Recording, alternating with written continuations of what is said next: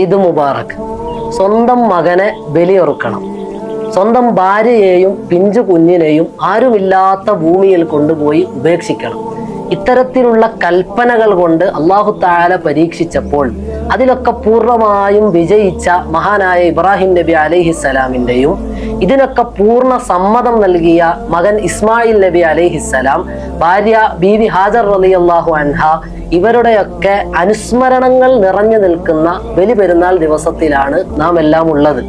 വിശ്വാസികളായ നമ്മൾ പഠിക്കേണ്ടത്, അല്ലാഹു തആല ഒരു നിയമം വച്ചാൽ, പരിശുദ്ധമായ ഇസ്ലാമിൽ ഒരു നിയമം വച്ചാൽ അതിൻ്റെ പരിധിയിൽ ഒതുങ്ങി നിന്ന് ജീവിക്കാൻ നമുക്ക് സാധിക്കണം. ഇനി എനിക്കോ നിങ്ങൾക്കോ അതിന് സാധിക്കുന്നില്ലെങ്കിൽ അത് നമ്മുടെ പ്രശ്നമാണ്, അല്ലാതെ ഇസ്ലാമിൻ്റെ പ്രശ്നമല്ല. അതുകൊണ്ട് ഇസ്ലാമിനെയോ ഇസ്ലാമിൻ്റെ നിയമങ്ങളെയോ അത് പറയുന്നവരെയോ ആക്ഷേപിക്കുകയോ ചീത്ത പറയുകയോ ചെയ്യുന്നതിൽ ഒരർത്ഥവുമില്ല.